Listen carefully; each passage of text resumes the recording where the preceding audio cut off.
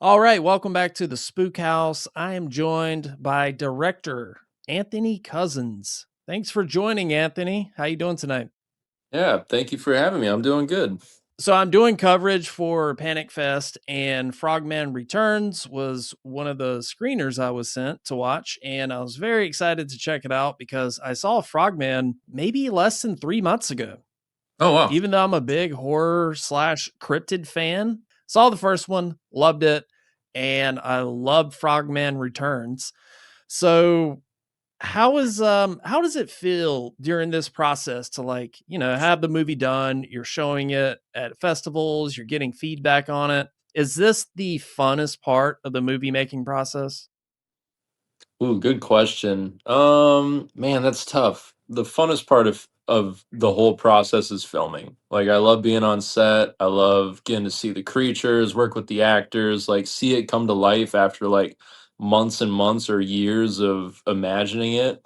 That's the best part to me. But Sure. this part is also super fun because it's kind of like the celebration of getting it finished. And Right. it's like the one time that so much of this process, especially after shooting, is isolated. Like the post process, editing, sound, like that's all. You're kind of like alone in a room, or there's maybe one or two other people around. So then to get to show it to people and like be with a crowd and be with other filmmakers, like it's the closest thing I guess we get to being rock stars for a hot minute, so I love this part. Yeah, now when it comes to editing, did you edit these movies as well? I didn't edit them alone. There's always like I like to give them to someone who's far more qualified than me, to Hmm, just like do their thing at first. And it's nice for me to get some distance from it after having shot. So then I sure. come back in after it's kind of cut together, and then we start refining, refining, refining. So I'm in the editing room a lot for the refinement process until we get to the what we want it to be, but I don't like doing the initial cut. I've never shot a movie before, but just speaking from podcasting experience or shooting a video, it sometimes feels daunting when you know that you have like a solid day or two work ahead of you, and it's like, fuck, Yeah. I don't want to do this, but Yeah, and um, there's no so pressure on too, like there's no time, like shooting. It's easy because it's just like, well, we have like everyone's together, we got to do it right now, it has to happen, like you get all right. these pieces in place and there's no choice. But editing, you can drag your feet, you can like take it slow, you can push it off, and I'm pretty good at procrastinating, so not yeah, that I shouldn't be in charge at first. Kind of give us a little backstory on these movies, what they're about. Yeah. The first one is about a guy named Dallas Kyle who, when he was a kid, was playing around with his dad's home video camera while they were on vacation, and he unintentionally catches footage of this cryptid from Loveland, Ohio, the Frogman. It's a real legend. Goes back to like 1955. It's their kind of Bigfoot or Loch Ness monster, but obviously a little lesser known. He's like a C-list cryptid. We're trying to get him Yeah. to jump up the ranks. Um, and then so the rest of the movie takes place present day. He's now in his 30s. He's like kind of not done anything with his life, and people are debunking this footage he captured. So he's like, I'm going back to Loveland. I'm bringing my friends. We're gonna get proof he exists. And they end up finding like this cult. Like the town has a cult that worships Frogman. Shit Wow. gets like way crazier than just looking for a monster. Um, and then the second movie picks up about a year or two after the first one ends. And basically, the in this world, like the first movie came out and proved that monsters exist. That proved that cryptids exist. So all of a sudden, everyone's like, "Well, if the Frogman's real, then Bigfoot must be real. This must be real. That must be real." So now Dallas has a show where he just chases cryptids. Yeah. And the way we shot the first one, we really shot on a high eight camera. We shot on the high eight camera that my dad would shoot our family vacations on. I shot over our family vacation high 8 tapes because that's all I had. Nice. And so it's very raw, kind of Blair Witchy, like going for that more analog feel. Whereas the second one, we wanted to keep it found footage, but we wanted there to be like kind of a new flavor to it. So it's like now he has a professional documentary crew following him around. Looks a little more polished, looks a little more like a movie, I guess. Yeah. What was the decision behind that going from, I mean, it's kind of a bold choice to change up the style. Like it retains the essence of Frogman, but you can tell that you're trying to you have new ideas and you want to kind of push the boundaries a bit. Um, so yeah, what was the decision to like bring visual effects? You know, visual effects in a found footage movie, you don't see that a whole lot. Yeah. Well, the funny thing is, like, okay, so Frogman has a wand. That's Yeah. part of the real mythology.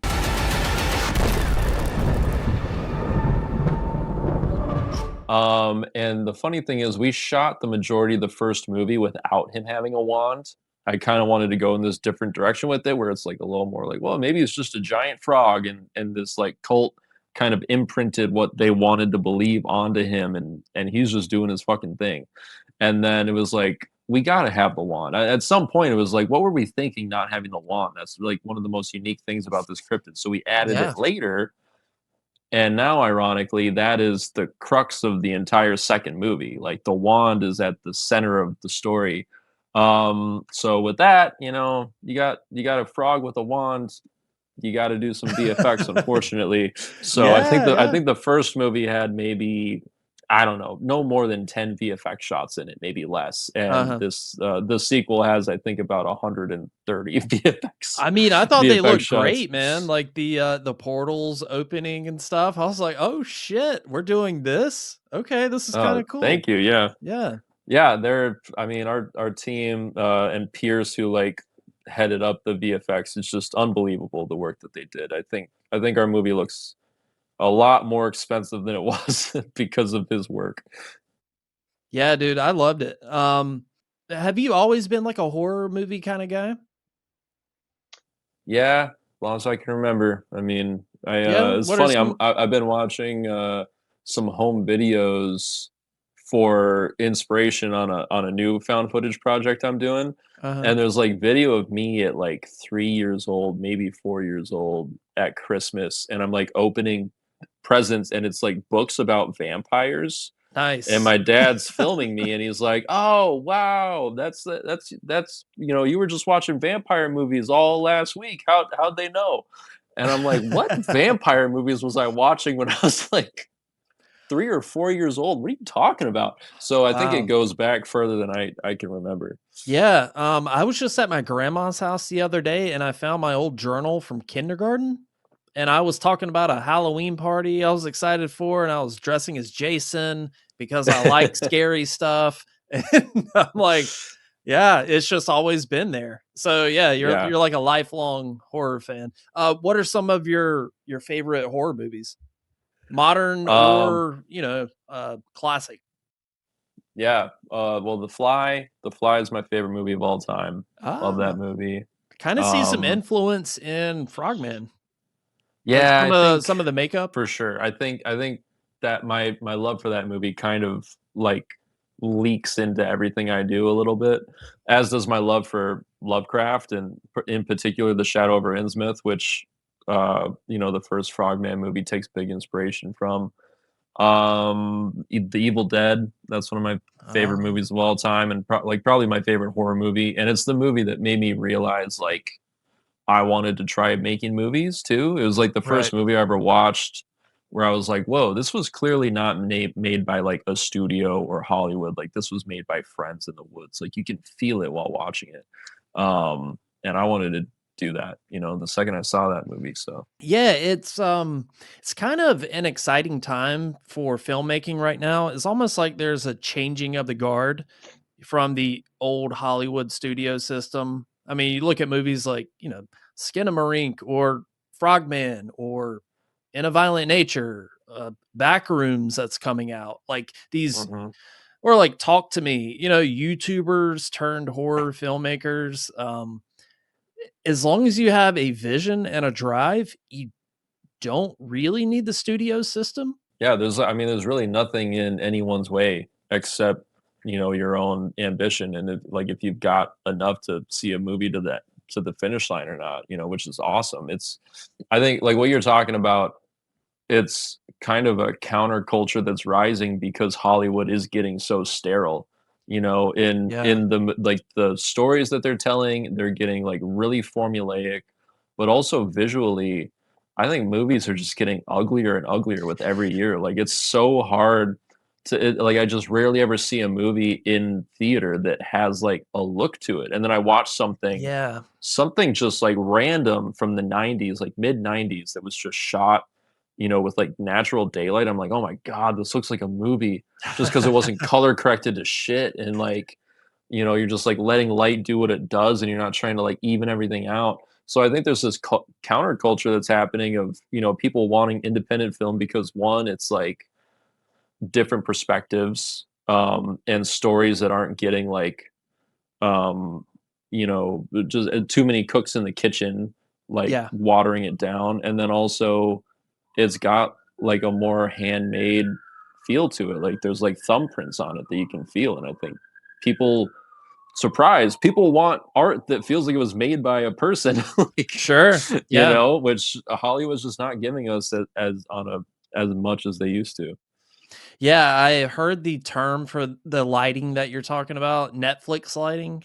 I've heard that term a Hmm. lot. It's like everything just sort of looks the same. Like it's technically lit well, but it's soulless. It just feels so copy and paste. Yeah. But I mean, Hollywood's generally the whole thing has always been it's about making money. Like, they want when they spend that much money, they want to make money back, and so it's about eliminating risk.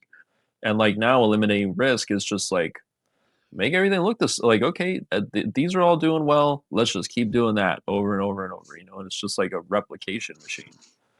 But I yeah, will say, I just saw Hail Mary. That was really weird. Like it was a massive budget, big, studio sci-fi movie. It was a fucking weird story and it looked gorgeous. And and I it saw it on did 70 well. millimeters, so maybe that helped, but like it looks like a movie to me. Yeah, crushed it at the box office too. I don't know why this just popped in my head, but did you hear that Blumhouse is remaking Blair Witch? I did hear about that, yeah. Yeah. Um, no, that's like Blair. You can never replicate the magic of that movie. It, you know, Yeah, you can't time travel back to 1999 and capture that again.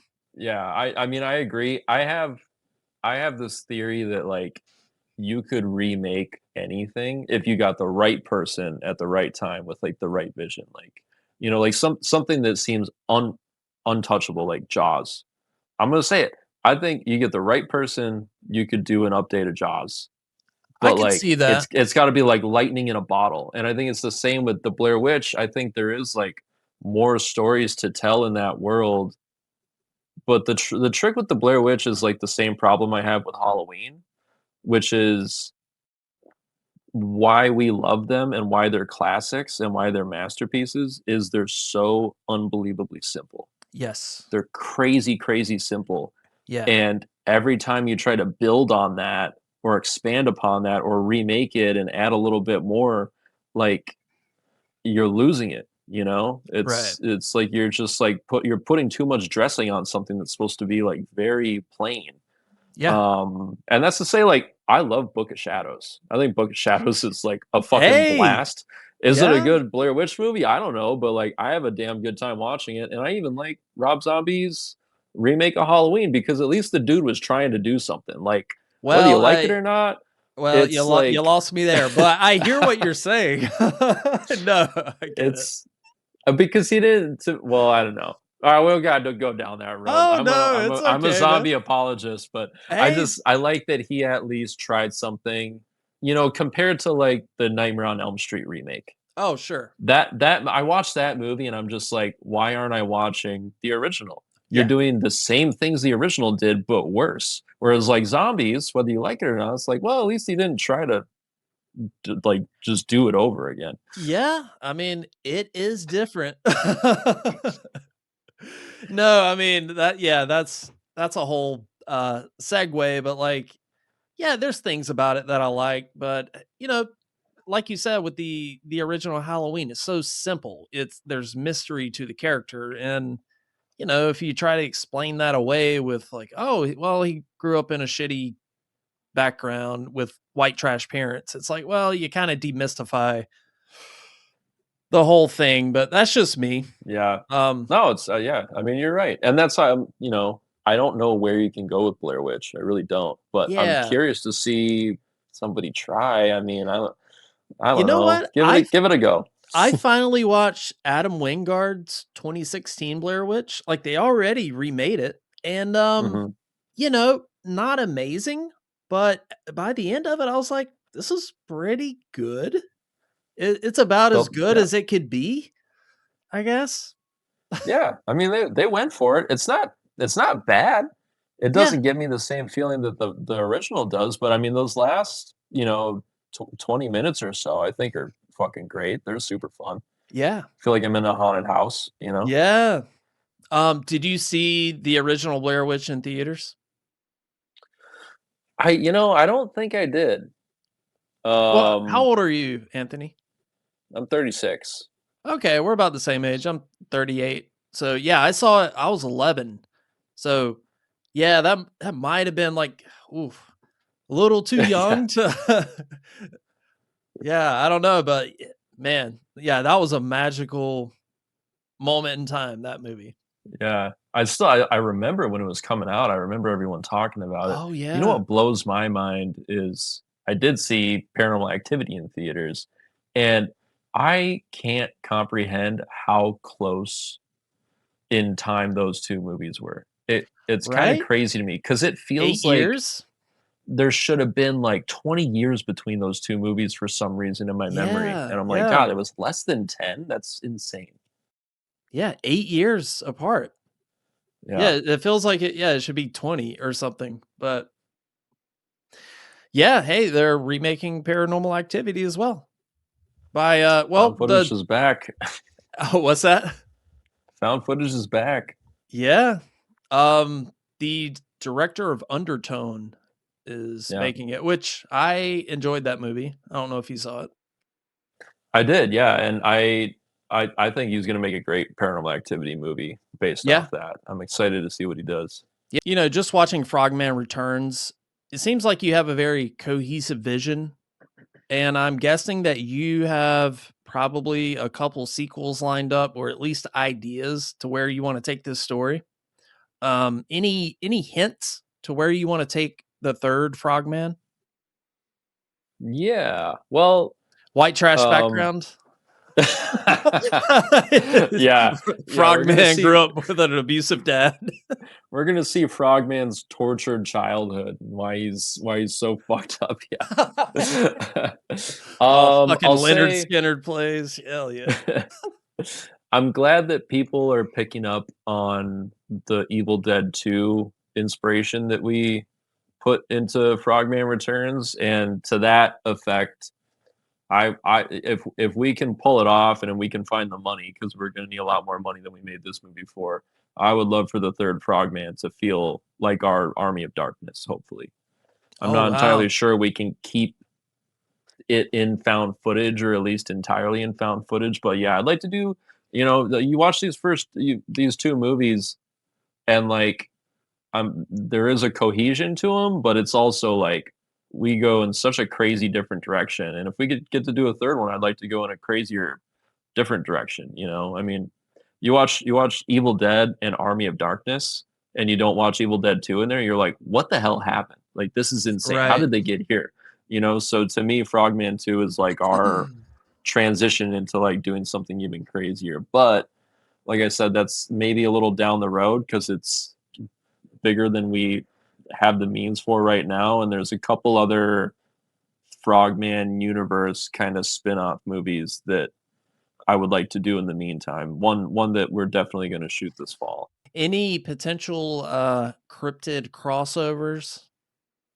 You know, we I yeah. saw the night crawlers in Frogman Returns. By the way, that looked fucking sick. Like, Oh, thank I you. couldn't believe I was seeing that. I was like, "Wait, they're doing this? It's the night crawlers. Oh my god, I'm such a fan." Yeah, thanks. No, Yeah, that was yeah, yeah. that's one of my personal favorites, and I was pretty adamant that we stick him in the movie this time. But yeah, I would love to keep mashing up cryptids. I think at this point, it's like we're trying to hammer down our lore of like why are these creatures in our world? Where do they Sure. come from? And like how are they connected?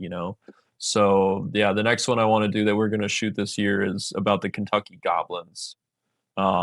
And that's us kind of trying to do like gremlins in found footage form, basically. Wow, I have never heard of the Kentucky Goblins. Yeah, Sounds cool. they're they're pretty sweet. Yeah, they're just little mischievous bastards. Are there any like grainy YouTube footage I can deep dive and check out after this? I I don't think so because I'm not sure how many firsthand accounts there are, but there's one really famous one where they just like terrorized this family in Hopkinsville, Kentucky for just one night. Like multiple people, like friends and family that were hanging out at this house were like, yeah, there was like little green men running around last night, like trying to get in the house and like fucking our shit up. And the rest of the town's like, you're out of your mind. Like, what are you talking about? And I think that's so fascinating because it's like all those Yeah, people experience something, or they sure. all, I guess maybe they got gas poisoning and hallucinated. I don't know, but they all had the same hallucination then.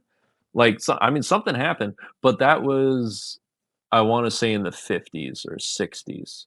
Okay. So there's no footage, unfortunately. Dang. Not yet. Not yet. It's coming.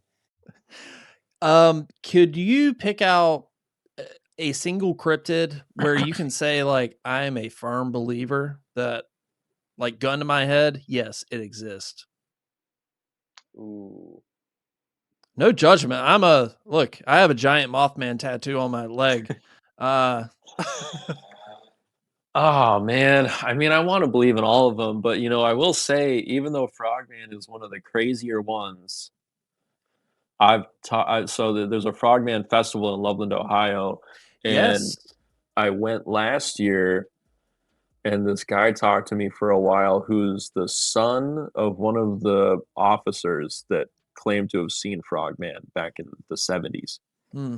And he then, he like later backtracked his story. He's like, maybe it was like a tailless iguana or something that was running across the road. I was like, yeah, but you said you saw a 4 foot bipedal frog. Like what? And he told me, he was like, my dad saw what he said he saw, and he Hmm. regrets ever saying anything because it's just brought him attention that he didn't ever want.